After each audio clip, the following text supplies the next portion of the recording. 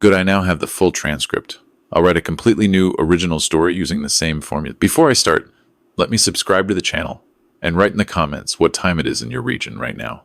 She walked into my home carrying a $3,400 handbag and a smile that never quite reached her eyes. Within 20 minutes of sitting down to dinner, she had slid a single sheet of paper across my dining room table, a preliminary financial plan for the wedding, and smiled at me like she was doing me a favor. The number at the bottom was $1.8 million. My son sat across from me, rigid as a fence post, his fork untouched beside his plate. He hadn't looked at me once since she pulled out that paper. But when she turned to refill her wine glass, he did something I hadn't seen him do since he was 12 years old and had gotten himself into serious trouble at school. He looked at me just for a second with pure, quiet desperation. I'm Walter Briggs. I'm 64 years old, and I spent 31 years as a senior investigator for the IRS Criminal Investigation Division, the unit that does not audit you, the unit that arrests you. I have personally built cases against hedge fund managers, restaurant chains, televangelists, and a sitting city councilman who thought he could bury $900,000 inside a nonprofit dog shelter. I know fraud. I know it by how a person holds their pen when they sign something they're not sure about. I know it by what they don't say. I know it by the silence between the sentences. That silence was everywhere at my dinner table that night. My son's name is Daniel. He's 32, an aerospace engineer. Quiet and methodical in the way that engineers often are, careful, deliberate, trusting of data over instinct. He'd been seeing a woman named Renata for 7 months. I had met her twice before this dinner, both times briefly, at gatherings where she was charming and light, and said exactly the right things. His mother, God rest her soul, would have seen through it immediately. Claire always had a gift for reading people that I spent years trying to develop through training. She just had it naturally. Claire had been gone for 6 years. I'd learned to trust my training instead.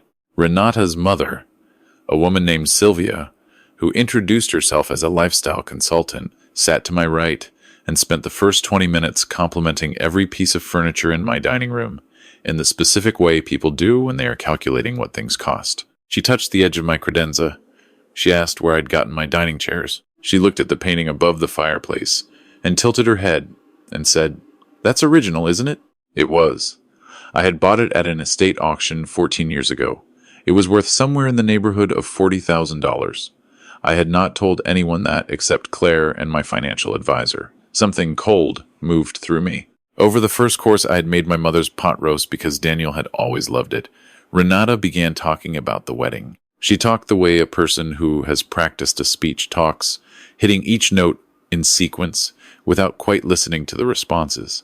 The venue she had fallen in love with, the catering company that only does 20 events a year, so we'd need to commit quickly. The photographer flown in from Italy who apparently charged $80,000 for a single weekend. Daniel rearranged his food. Sylvia nodded at each item like a co-presenter. Then Renata produced the paper. She had printed it on heavy cream stock, the kind you use for formal invitations. The line items were precise and neatly organized. Venue deposit, $180,000. Catering per head, 250 guests, $340 per person. Photography and videography, $82,000. Floral installations, $95,000. Dress and accessories, TBD, but estimated between $60,000 and $80,000. On and on. 32 line items totaling $1,847,000. She slid it across the table to me specifically, not to Daniel and me together. To me, "We wanted you to have a chance to look it over," she said. "Daniel is so close to you. We know this kind of thing matters to you, being part of his big day." It was elegantly done. The framing of the ask as inclusion, as an honor. I looked at the paper for a long moment. Then I looked at Daniel. His jaw was tight enough to crack. His eyes met mine, and in them I saw 3 things: shame, fear, and a plea so clear it didn't need words. Sylvia filled the silence. Of course, traditional families always see the importance of starting a marriage with celebration. It says something about how much you value Daniel's happiness. There it was, the frame. Pay this money or you are saying your son's happiness doesn't matter to you. I set the paper down gently beside my plate. This is a significant document, I said. We think so, Renata agreed. I'd like to understand it better. Are these numbers from signed vendor contracts, or are they estimates? Something shifted in Renata's posture. Barely perceptible, like a single degree of temperature change in a room. We're in the early planning phase, she said, but these numbers are from conversations with our planner. She's been very specific. I see. And who is your planner? Her name is Cassandra Vale. She's boutique, very exclusive, mostly referral-based. I'd love her contact information. Renata smiled. Of course. I'll get that to you. She wouldn't. I reached for the breadbasket and let the conversation move to other things. I listened while Renata talked about the venue, a property she described as a historic estate outside of Asheville, North Carolina, with views of the Blue Ridge Mountains and a capacity for 300 guests. Sylvia talked about how Renata had always dreamed of that setting. Daniel said almost nothing. After dinner, I offered after-dinner drinks in the sitting room. Renata and Sylvia accepted. Daniel said he would help me in the kitchen. We stood at the sink, and for a moment neither of us spoke. I ran water over the dishes. He picked up a dish towel. Tell me, I said quietly. He kept his eyes on the towel. She's not who I thought she was. How long have you known? 3 months. Maybe more. I kept making excuses. His voice was low, ashamed. She borrowed $22,000 from me in the first 4 months. Emergency repairs on a rental property her mother owns. Then a medical bill her insurance denied. Then he stopped, swallowed. She asked me to wire money to a vendor account for the wedding deposit. A venue I've never seen. Dad, I looked it up. The address is a strip mall in Tennessee. I turned off the water. Does she know you know? No. I didn't want to confront her alone. I didn't. He set the towel down. I didn't know what she'd do. I looked at my son. He was 32 years old, 6 feet tall, had 2 patents in his name, and a graduate degree from Georgia Tech. And right now, he looked exactly like the 12-year-old boy who had come to me after he'd broken something he couldn't fix on his own. I'll handle it, I said. You say nothing, give nothing, agree to nothing tonight. Can you do that? He nodded. Good. Go back in there and let her think this dinner went perfectly. He did. I watched him walk back into the sitting room and listened to Renata explain the wedding's aesthetic vision. He nodded in the right places. He asked a reasonable question about the timeline. He was a better actor than she deserved. I spent 2 hours being pleasant company. I poured drinks. I listened to Sylvia describe a villa she had stayed in on Lake Como. I told a courteous story from my early career. I walked them to the door at 9:30 and told them what a lovely evening it had been. When the car was gone, I went to my study and began making calls. I still had friends from my years at Slid. Not all of them had retired. Some had moved into private forensic accounting, financial investigations, corporate due diligence. I left 2 voicemails and sent 3 text messages. Then I opened my laptop and started with what I could do myself. The Cassandra Vale, who supposedly ran an exclusive wedding planning firm, left no footprint, no business registration, no website, no social media, no licensing in North Carolina, where weddings require no specific licensure, but where a genuine business of any kind would still have a traceable presence. Nothing. The venue Renata had named the Harlow Estate in Asheville did exist, but its events calendar was booked through the following year, and its deposit requirement was $25,000, not $180,000. The vendor wire account Daniel had been given for the deposit routed to a business entity called Vantage Event Services, LLC, registered in Delaware, with a registered agent address shared by 47 other companies. The principal was listed as a name I didn't recognize. I wrote it down. By midnight, I had the outline of a pattern. By 2 in the morning, I had confirmation of a previous victim. His name was found through a forum thread buried 3 pages into a search for one of the company names in the wire account chain. A man named George Haskins had posted 18 months earlier, asking if anyone had encountered a wedding planning scam involving fake vendors and wired deposits. He'd lost $28,000. No one had responded. I sent him a message. He wrote back within 6 hours. He answered my subsequent phone call on the second ring, and he talked for 40 minutes. George Haskins was a 58-year-old dentist from Charlotte, North Carolina. His son, Marcus, had been engaged to a woman named Andrea. Andrea's mother had been heavily involved in the wedding planning. The vendor list had included several companies that didn't exist. The deposits had gone to accounts that couldn't be traced. The engagement had ended when Marcus discovered Andrea had been simultaneously involved with another man, and the whole wedding apparatus had apparently been designed to extract as much money as possible before it collapsed. Andrea's description matched Renata closely. Different name, different hair color, different city, the same unhurried confidence, the same mother at her side. I asked George to email me every document he'd saved. He sent them within the hour. Bank transfer records, vendor correspondence, a copy of the planning document his son had been given. I laid it next to the document Renata had given me.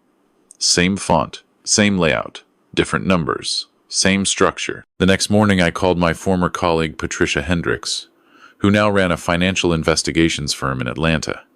I had testified at 3 trials where her forensic analysis had been central to the prosecution. She was meticulous in the way that people who have spent 30 years tracking money tend to be relentless and quiet about it. I told her what I had. Send me everything, she said. Give me 4 days. I gave Daniel specific instructions. Be warm with Renata. Be vague about timelines. If she asked about the wedding budget, say that his father was reviewing the document carefully and that he appreciated her patience. Don't transfer any money. Don't sign anything. Don't let on that anything had changed. She keeps texting, he said, saying she needs an answer on the venue by the end of the month. There's no venue, I said. Tell her you understand and you're working on it. What if she breaks it off? Then you'll know exactly what this was worth to her. He was quiet.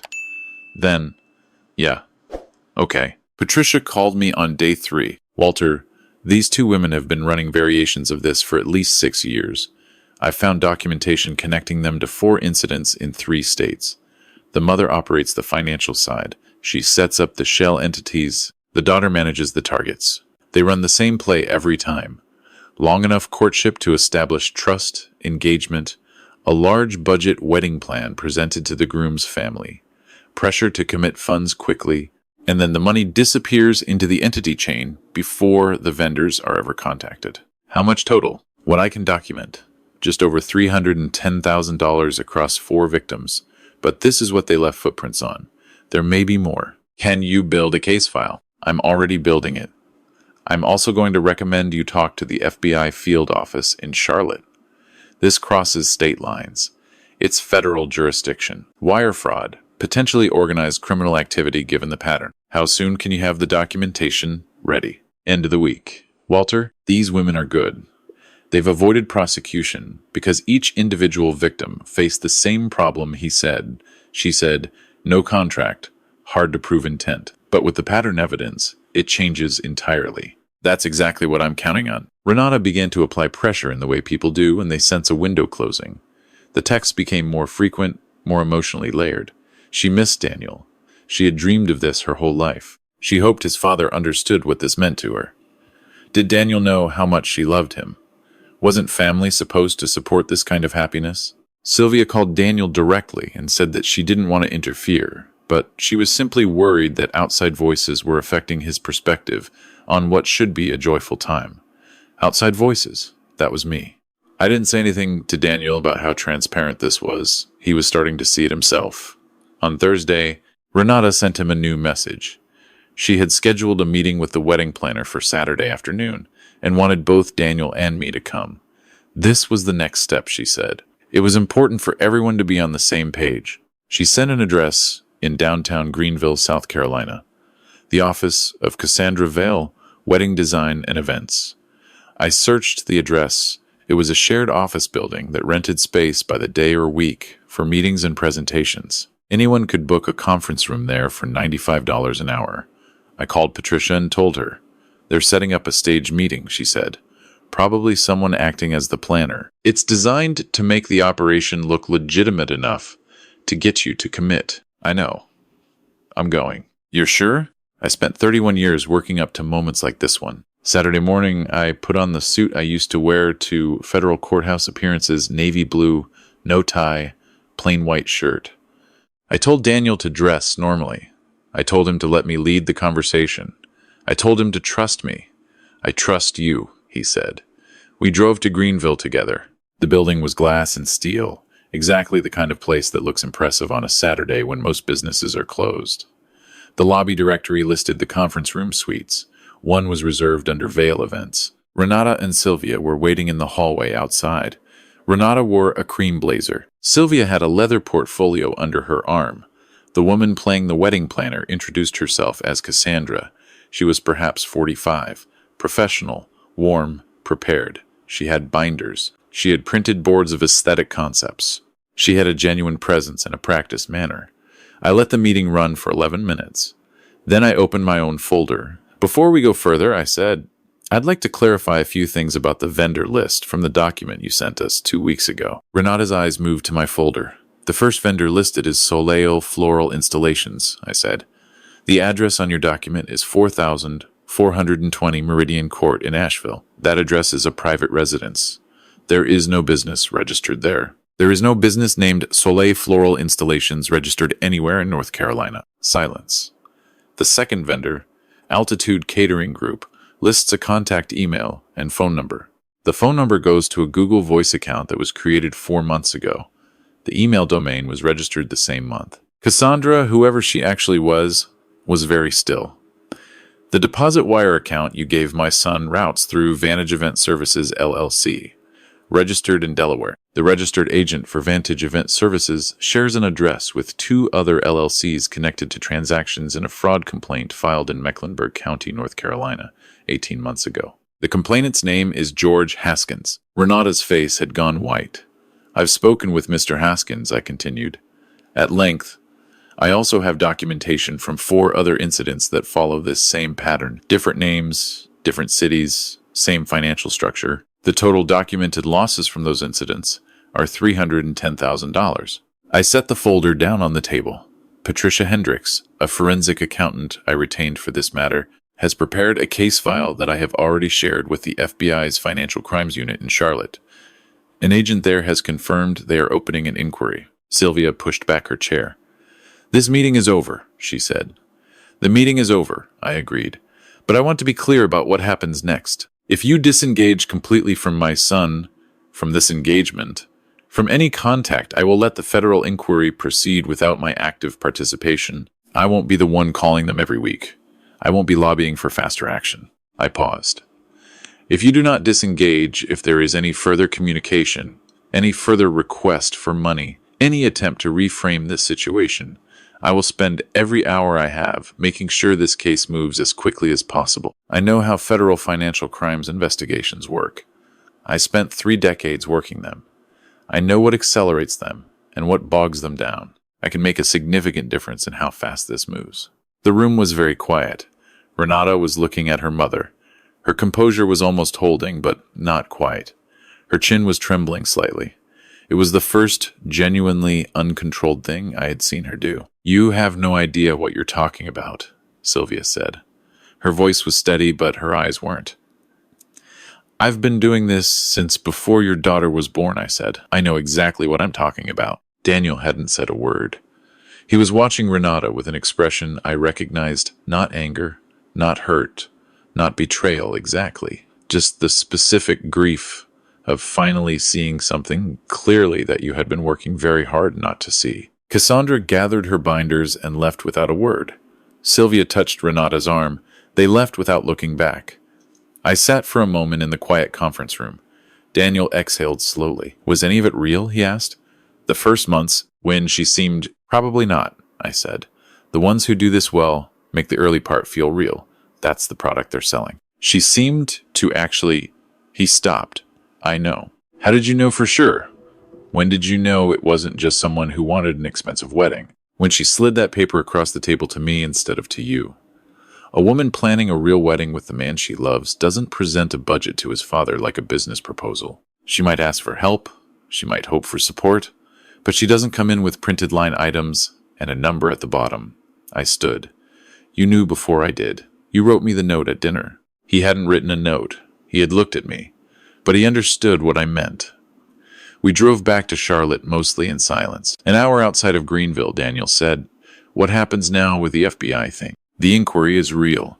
Patricia's case file is real. Whether it results in charges depends on how the agents assess the evidence and whether they can find additional victims willing to participate. George Haskins has already said he'll cooperate. Will she go to prison? I don't know. Possibly. These cases are complicated, and intent is difficult to prove in isolation. The pattern evidence helps significantly, but they'd need a prosecutor willing to invest in it. Do you think they will? I said carefully, that when an experienced federal investigator hands you a pre-built case file with documented victims, financial forensics, and an established pattern of criminal activity, you don't leave it in a drawer. 3 weeks later, Patricia called to tell me the FBI had officially opened a formal investigation. 2 weeks after that, George Haskins called to tell me that agents had contacted him for a full interview. Daniel told me he had deleted Renata's number. She had not contacted him again. I don't know how the federal case will ultimately resolve. These things take time, and the legal system is not a machine you can predict. What I know is that the documentation is solid, the victims are willing to speak, and the pattern is unmistakable. What I know is that my son is not in federal prison, which is where people who wire $1.8 million to a chain of shell companies sometimes find themselves when they can't explain the transactions. What I know is that when Renata slid that paper across my table, she was counting on me to see a proud father who wanted his son to be happy and who could be made to feel that his money was the expression of that love. She didn't know she was sliding it to someone who had spent 3 decades learning to read exactly what that paper was. I'm retired. I restore antique maps in my spare time. I have a standing Tuesday lunch with 2 former colleagues and a garden that needs more attention than I give it. I am not a prosecutor. I am not an investigator. I am not looking for cases to build or wrongs to correct. But when someone sits down at my dinner table, looks at my son, and starts running numbers in their head, instead of listening to what he says when someone treats my child like a resource to be extracted rather than a person to be loved, something in me that 31 years of training put there comes back online. Quiet, methodical, patient. It does not make mistakes. And it does not stop until the work is done. If you're watching this, and you have a son or daughter in a relationship that doesn't feel right, trust that feeling. Ask the questions that feel uncomfortable. Ask where the money is going. Ask to see the contracts. Ask to meet the vendors. The people who run schemes like this count on good manners and family loyalty to keep you from asking. Ask anyway. If you enjoyed this story, please leave a like, subscribe to the channel, and share what time it is in your region in the comments. The next story is just 1 click away. Thank you for watching.